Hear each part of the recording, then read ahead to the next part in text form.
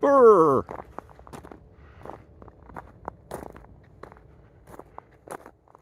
It's a cold, crisp 29-degree morning here.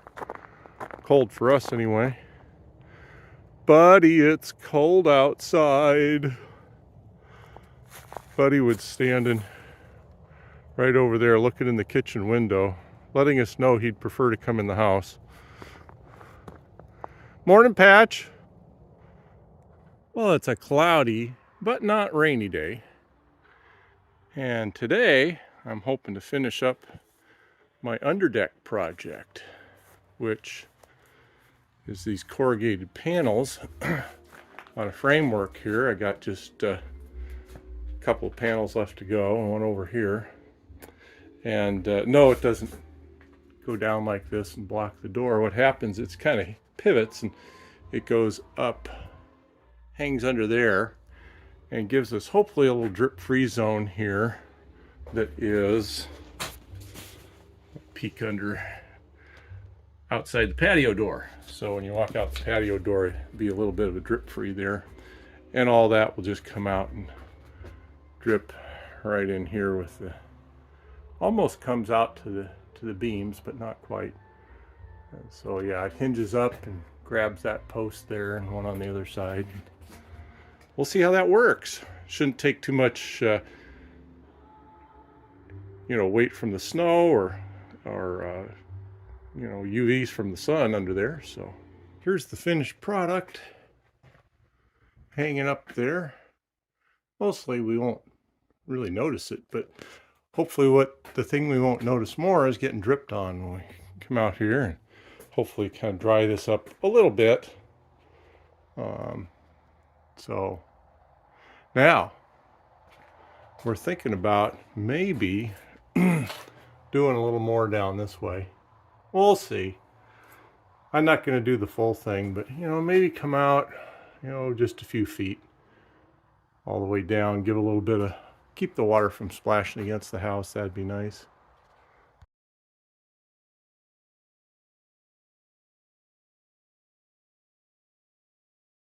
Who would think that it's 24 degrees out there? Just lounging around like it's a nice day. Ho, ho, ho! Merry Christmas! Merry Christmas, boys!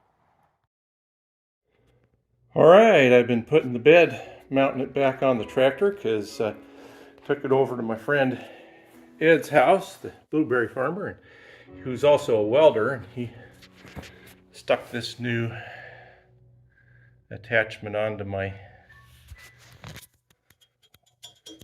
old wimpy angle iron, nice and tough. So that ought to last another 100,000 lawn mows or something. Okay, Patch, now just for reference, I can walk through that door and not have to duck, right?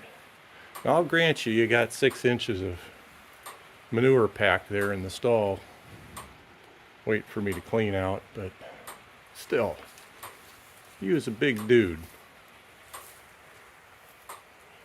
So are you, buddy.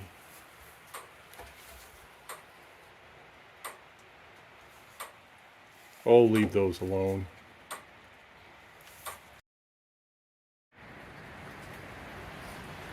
We have been having a storm. Last night and on into this morning, every chair on the deck has been thoroughly rearranged and tipped over, and we're getting a little pruning done on our trees in the backyard here.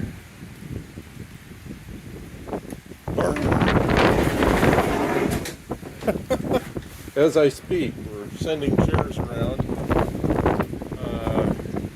We're getting quite a bit of rain. I don't know if we can see how wet it is down there, coming off the lower side. Our power's been out since about 3:30 this morning, and now it's about 11 in the morning. Rain is coming, wind is blowing in every direction. And we're huddled under the blankets in here. Yeah.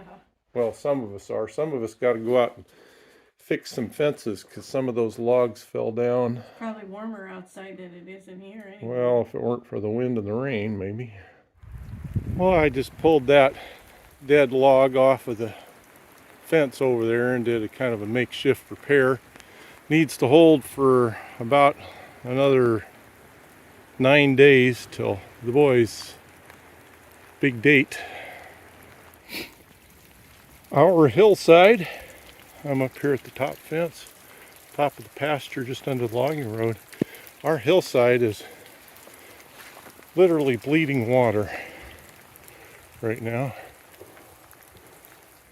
This is the curtain drain for the septic field, which is that layer of row of rocks you see there. It goes way up, probably a couple hundred yards or so, which protects the septic field. The septic field is just a little bit downhill from there.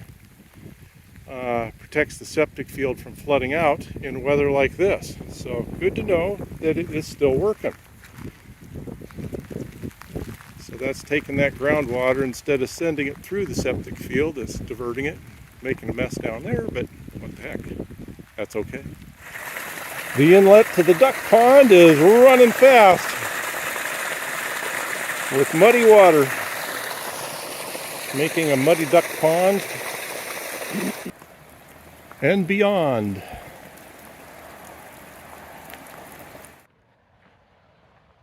Well, we're still digging out from the windstorm the other night, starting to collect debris, put it aside. There's a little bit of branches over here, but starting to put back together things. This is what happened down at Camp A. I don't think there was a plastic lawn chair on the place. Oh, there's one. I think that's the last man standing there, that green one. Otherwise, everybody else went over on their backs or their sides.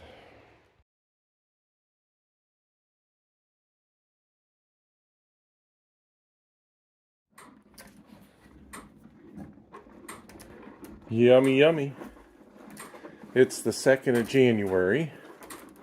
And listen to that sound. Oh boy. Nothing like afternoon snacks. We've been going twice a day on the feed here. Finishing up the bags we got and dwindling our hay down a little bit. So, but hey, why not, right? So, getting ready to say goodbye to the boys on the morning of the 5th. So, just a couple more days. And we are, again, very appreciative of them. Yes, we are. We have a couple of trees here that thinned themselves last week in the windstorm. And no losses there, because you can see from the branches there, they're pretty much shot. They were dead trees anyway, so I'm sure that's what led to them coming down, is they'd started to rot in the middle. One was one that broke over the pasture, left its tip over there across the fence, which I set over there right away because it was shorting out the electric topper on the fence. And oh, playtime! Oh boy, let's play. Couple of butt heads, huh? So I'm gonna start cleaning that up today.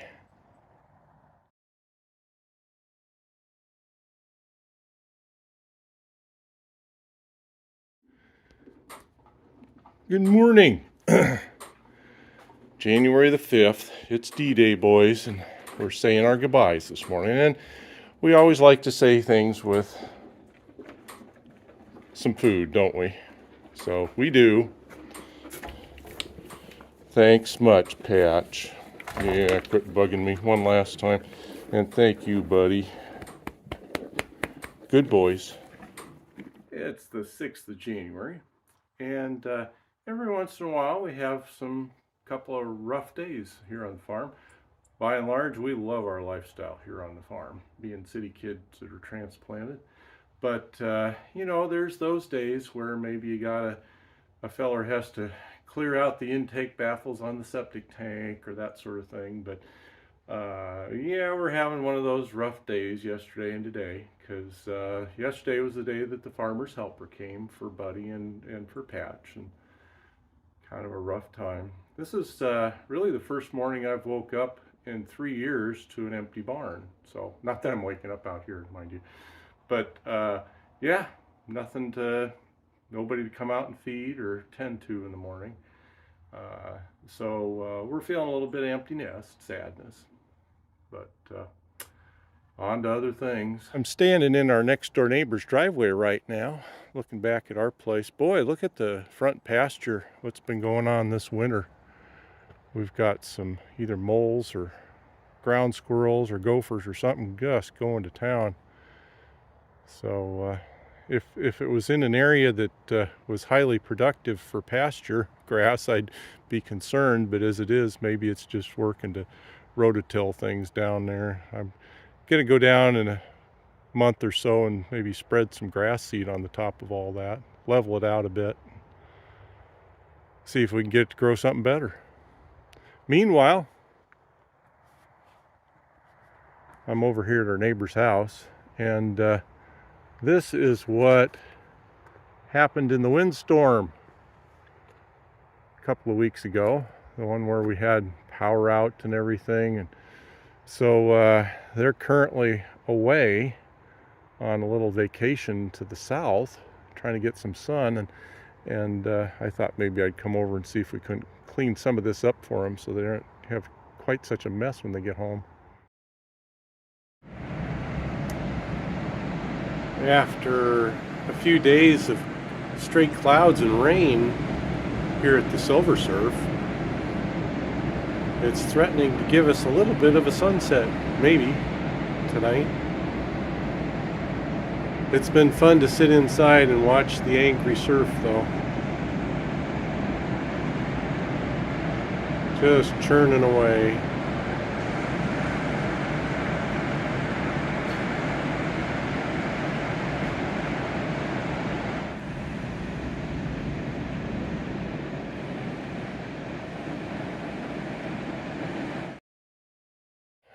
We really like this view off the southwest corner of our house, and occasionally along the fence line of the yard, the grass yard,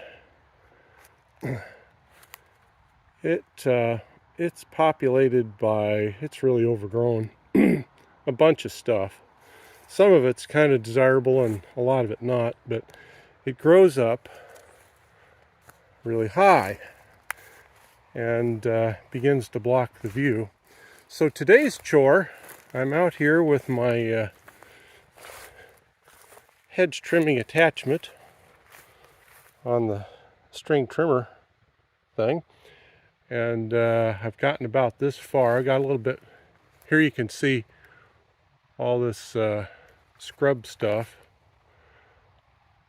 and blackberries, mostly crapola, that grows up, but there's also some just scrub trees and stuff that we won't want growing up and blocking the view. And this is probably the third time in 6 or 7 years that I've had to cut those back. So I'm coming in here and just kind of trimming this to the ground. You can see there's quite a bit of ivy along the ground, which that's fine. That doesn't block a view. And we're going to save that holly bush over there, because that's kind of nice and pretty. It's tameable. It grows up too big too, but at least it's trimmable. So here's the view we tend to look at a lot, and this is, albeit the winter view, it does fill in quite a bit over the summer because leaves are, except for the ivy, leaves are off. And so, yeah, we want to kind of unblock that. Here's what happens when that, you can see how high that other stuff grows, and then when the leaves fill in, and it just seems to continue to grow higher and higher. Blackberries, I think, sort of fancy themselves as a stairway to heaven. I suppose we're a few weeks beyond this, but here you really do have the holly and the ivy all right together. Well, here we are at the Farmer's Helper to pick up Buddy and Patch. Okay, here's what we got. Come out is these crates full of, I got 612 here, and I think it was 429 on this stack over here. On the other side. 612 on these two. Hello. It's late January. It's a nice sunny day, but it's kind of bitter cold outside with a wind that's pretty nippy. And but here in the greenhouse, it's nice and feels nice sitting in the sun. Plus, being with all the nice plants, it's just kind of nice in here in the winter. Some of these plants can't decide whether they want to drop their leaves and grow brand new ones or just go ahead and blossom again. So we've got a little of both going on. I think one of the last times we chatted, it was a little sad around the farm because the boys had gone into the butcher. Well, you know, we were sad for a few days and then we move on. And then we did pick up the meat, and in case there's an interest, I thought I'd take a little time to chat with you all about what exactly are the costs involved in a couple of city slickers raising their own beef. Well, let's start with Buddy. We picked Buddy up. He was 4 days old. He was a beaver bull from the OSU Beaver, well, actually the dairy program. And he was a Jersey Limousine cross. And I guess the Limousine part of the cross is bred more for beef. And so that probably accounted a lot for his stockier build, at least stockier than Patch. Purchase price on Buddy was $60. We put $65 worth of milk replacer in him. He was bottle fed. They were both bottle fed. And then we kept him until he was 28 months. And so over that period of time, we actually put a lot of feed into both of these cows for various cougar problems, keeping them in at night, just the general condition of the pasture, dry season, just variety of stuff. We figure we put in $546 into hay and grass pellets for Buddy over time. Butcher cost came in for coming out on site and then taking it back, hanging in the freezer or refrigerator for a week and a half, and then doing the cut and wrap. Butcher price was $594, and so for a total cost for Buddy was $1,250.24. Hanging weight for him, he's the biggest one we've ever had, way bigger. He's 612 pounds. Figuring that out per pound, that came out to $2.04 a pound. And that's hanging weight, mind you. The actual weights of what's in the packages is probably a little less because some of the bone gets removed and pitched, and so it's probably a little less. But hanging weight is what we go by. We really don't weigh the packages when we come home. So now you take a look at Patch. He was 4 weeks old. Purchase price was $45. We did a couple of bags of milk replacer on him, $118. The hay and pellet costs for Patch over he was 18 months when he went into the butcher. $413 is what we figured was his portion of the feed costs. Butcher was $443 for him. You might ask, why is it cheaper? They cut and wrap prices per pound. His hanging weight was 426 pounds, and that's pretty good. That's on the better end of what we're used to. At 18 months, we were pretty pleased with how Patch turned out. But the cost per pound for Patch was $2.33 a pound. and that's the highest cost that we've had for raising beef since we've started. Both of these beef were higher costs than what we're used to with raising beef, and part of it is a big part of it is the costs of the butcher have gone up, like everything else, inflation and cost of labor and so forth. But also we've put an awful lot more feed into these two than we have any cows in the past. Like I said, that the predator problems, the pasture condition of the pasture problems, and so forth. But that's what it came out to. So we're still pretty happy when we wander around the supermarket and see the cost of non-grass-fed beef and what that costs, and we still think we're doing pretty good. And when you factor in, this is included in the cost. These costs are all the various cuts, so not just hamburger, but also T-bone steaks and everything else that comes with the beef. So you get all those cuts for what we're doing. No way to figure in really the cost of labor, but we figure it's our hobby, so we have fun doing it, and so we don't really think that factors in too much. But anyway, for a nice warm day in the greenhouse, we're signing off. Hope you have a great month. We'll talk to you next time.